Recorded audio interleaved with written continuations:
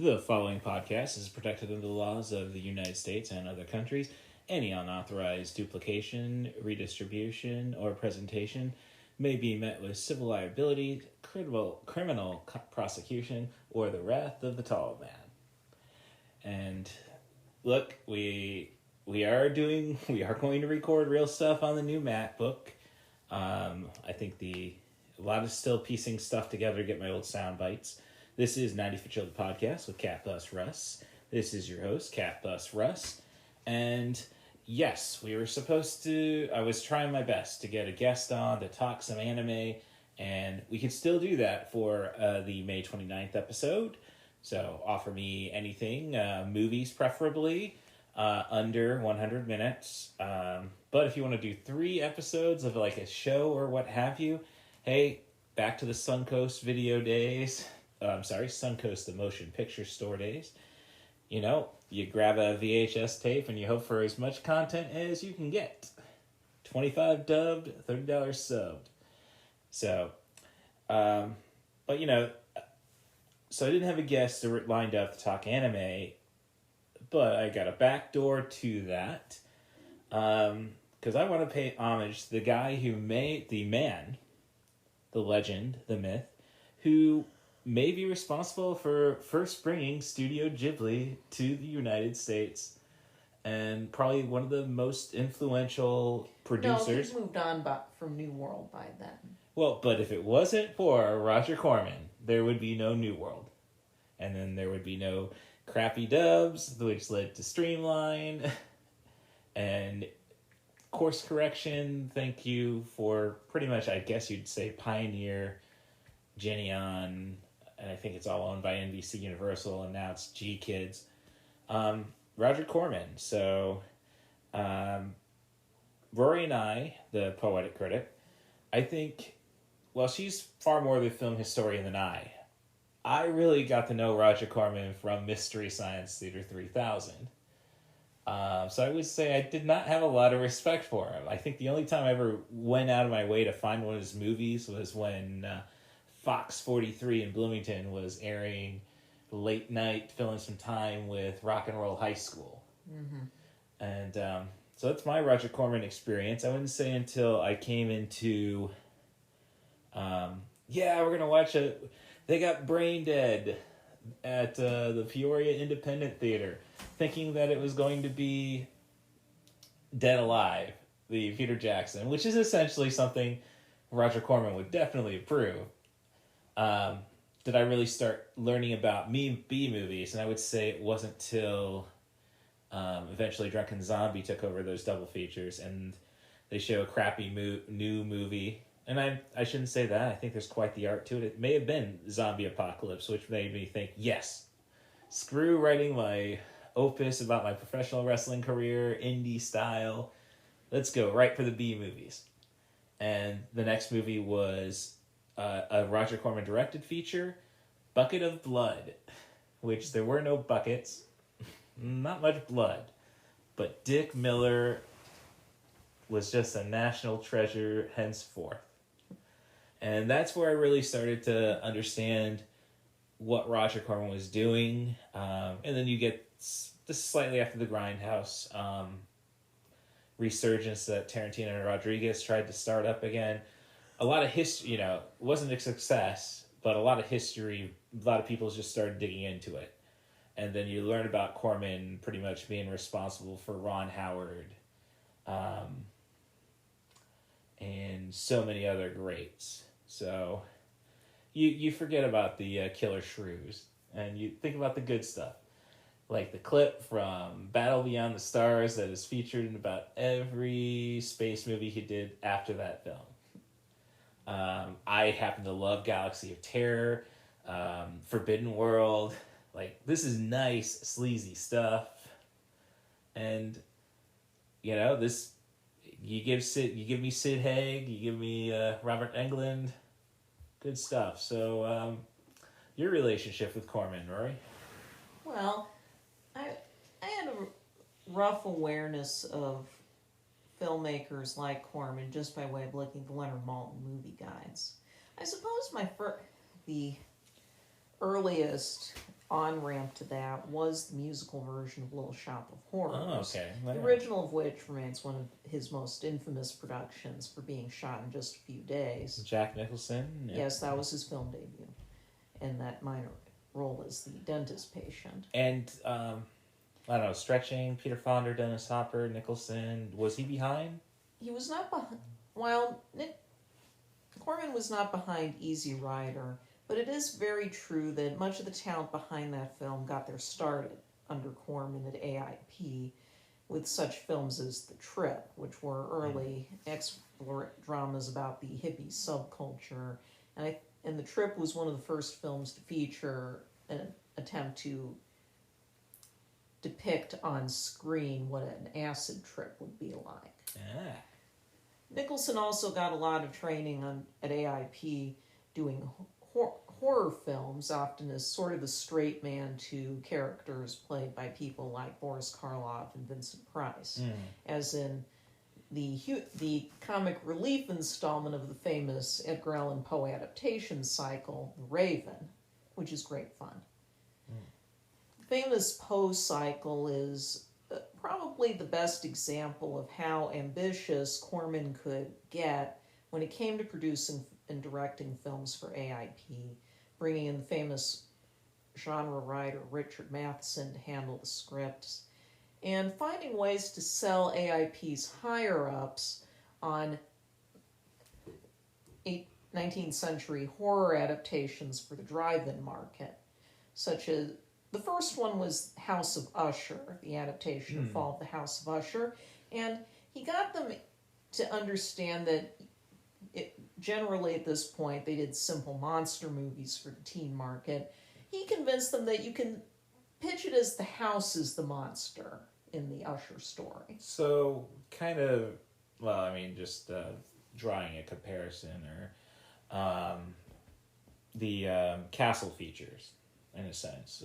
William Castle. William Castle was sort of a rival to AIP in its way, as far as the iconic producers of B horror films in the 1950s and 60s. Castle, of course, was much more about showmanship. Of course, there is a fair deal of overlap in the fan bases. Well, Joe Dante was a man who made his bones at New World Pictures by first being a frequent trailer cutter and eventually directing features such as Piranha there. Yes.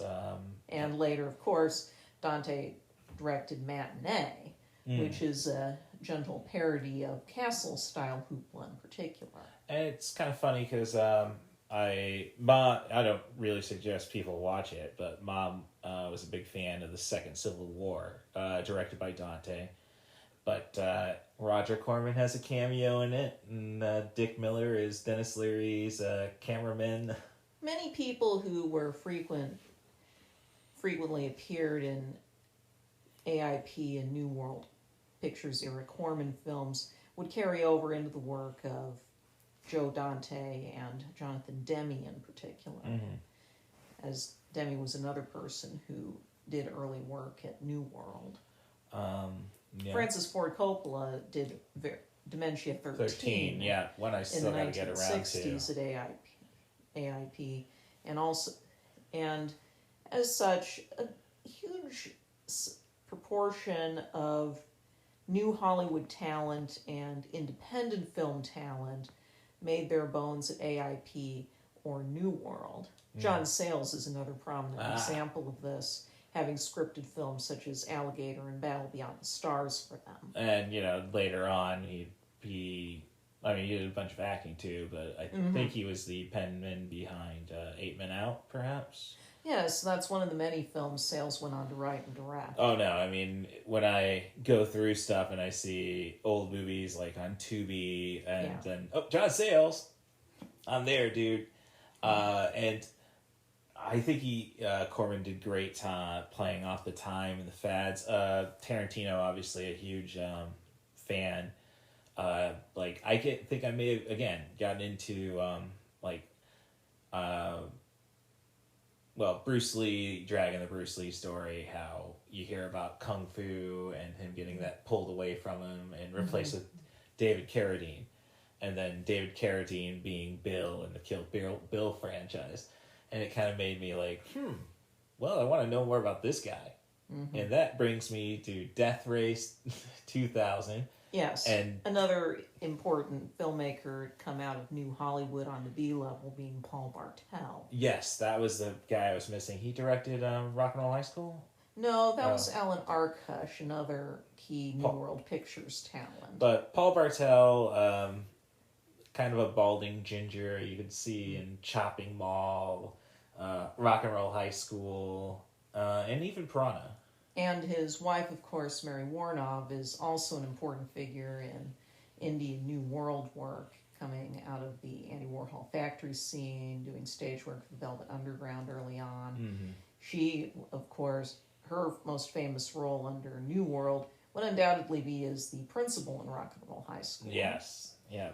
This is also an example of, as Jessica Ritchie pointed out on Twitter, that Corman knew when it came to, even when he was doing stuff that was clearly out to follow trends, be it Naughty Nurses movies, which was what New World launched with.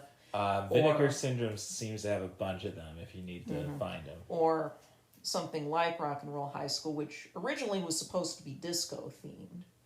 It was very much Arkush who helped convince him that a film built around the Ramones would be would have more appeal. And he was willing to roll with it. Yeah. So long as something could be brought in under budget and reasonably quickly, it was fair game for Corman. And yeah, I don't think disco, you could have exploding mice. Yeah, that's very true. Mm-hmm. And then bringing up New World, and obviously I know James Cameron pretty much was the set designer. Yes, he was a production designer for many of the New World sci-fi films that sprang up in the wake of Star Wars. And then you go to the Terminator and you see Dick Miller as the gun owner. I mean the gun shop owner. So, yeah, that's but. A lot of stuff on Blue Sky. Switch that app, people. Pretty funny from the likes of Neo, Kefka, Bill, Smiley. Right. What was it? Crank Frappa? A lot of weird names yeah. Come up with. But it's remarkable and touching. Oftentimes these days, entertainment media especially online, doesn't do the best job of covering the passings of a lot of great talents. But in the case of Roger Corman's passing, the huge outpouring on my corner of film fan Blue Sky in the wake of his passing, and he was 98. That's a long life as any. Oh yeah. He always stretched it out to the end. I mean, no, he outlived Paul Bartel, Dick Miller. Yes. I mean, so we must cryologically freeze Mel Brooks, I think, is the lesson of today.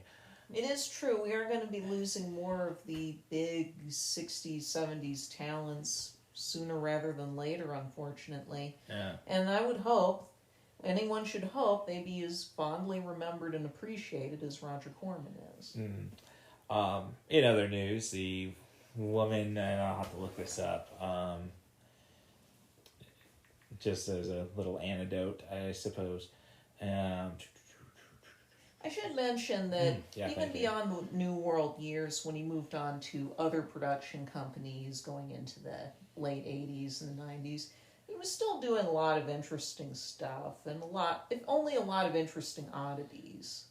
Such as the Concord Pictures years, which the company went on to right after he basically sold off New World at the turn of 84 or so.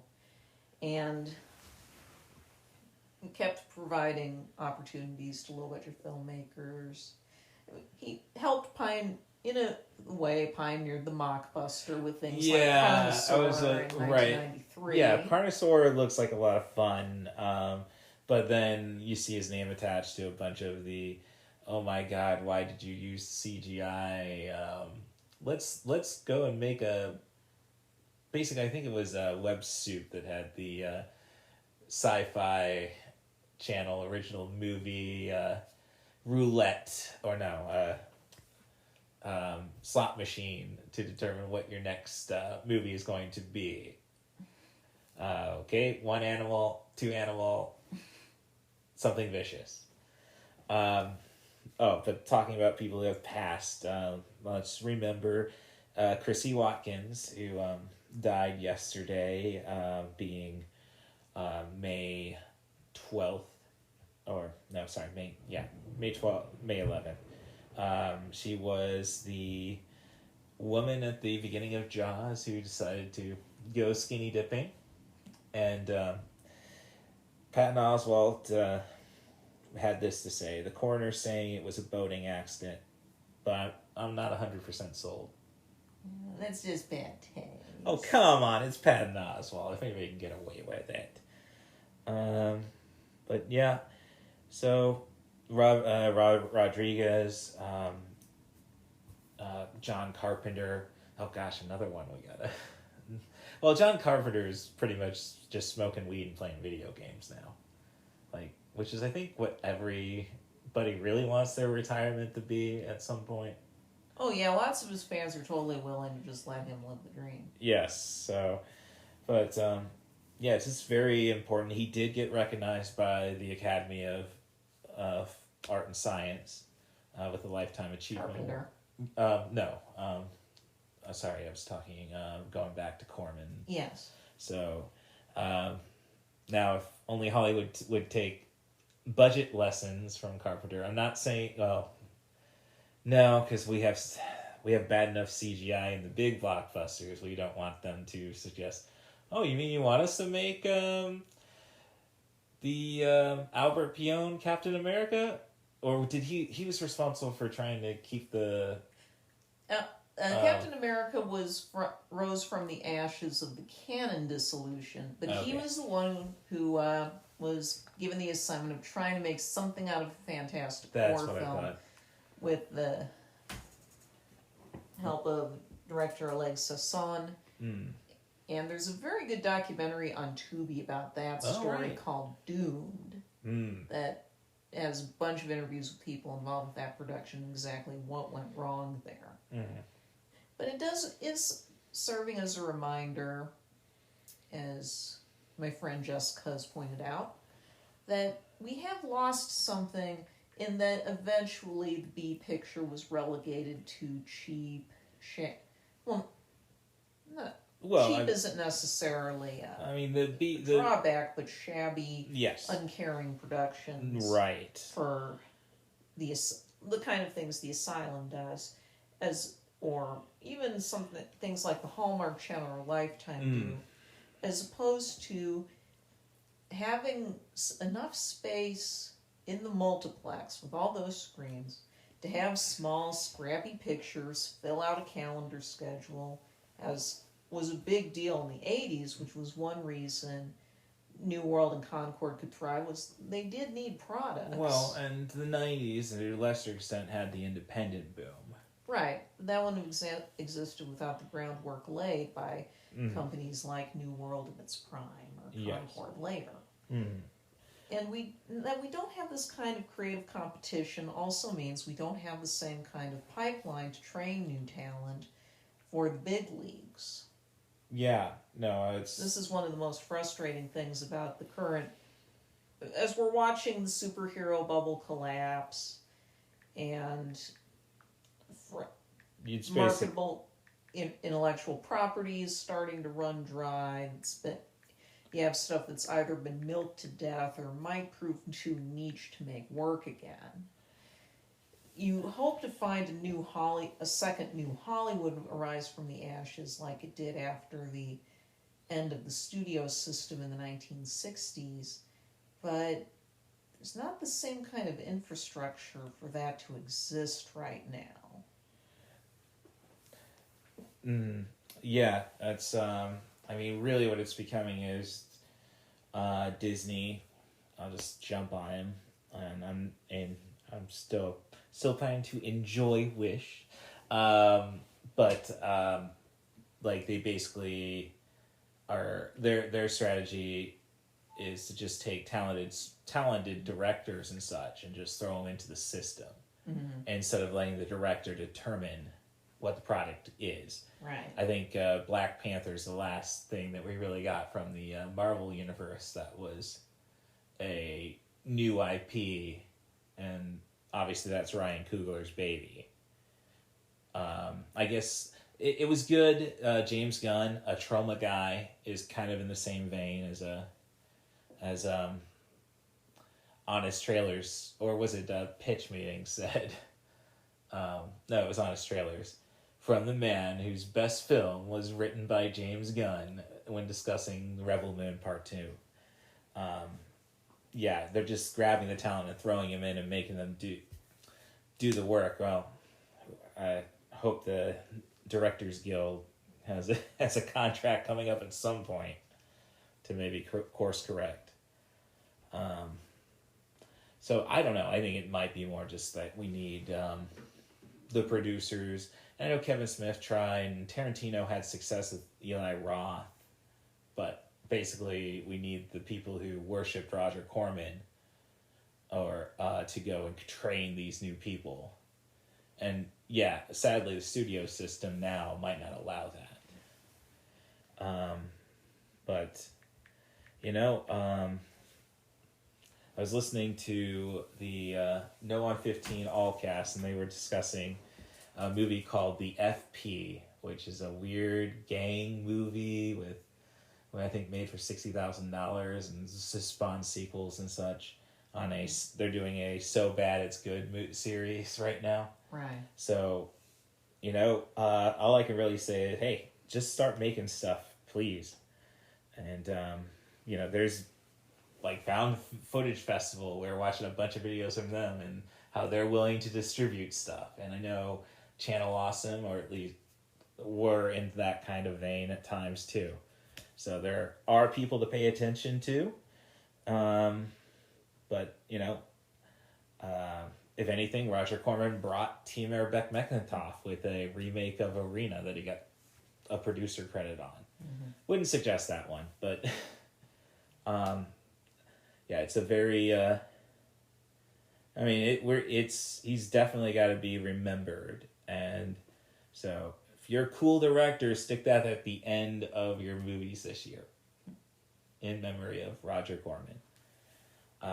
So that, I think, will do it. Thank you very much, The Poetic Critic. You're welcome. You can, I'd say you could follow her, but that's her thing. Letterboxd. Everybody's safe on Letterboxd, I think, at The Poetic Critic. You can follow me on Blue Sky and Twitter at CatBusRuss, Mastodon at Russ Stevens at Mastodon.social. It's a real friendly platform. More people should use it. And I'm still looking for a guest for May 29th edition of the podcast. And let's do anime, as I say. I'm currently available the evenings of Wednesday and Thursday, 15th and 16th.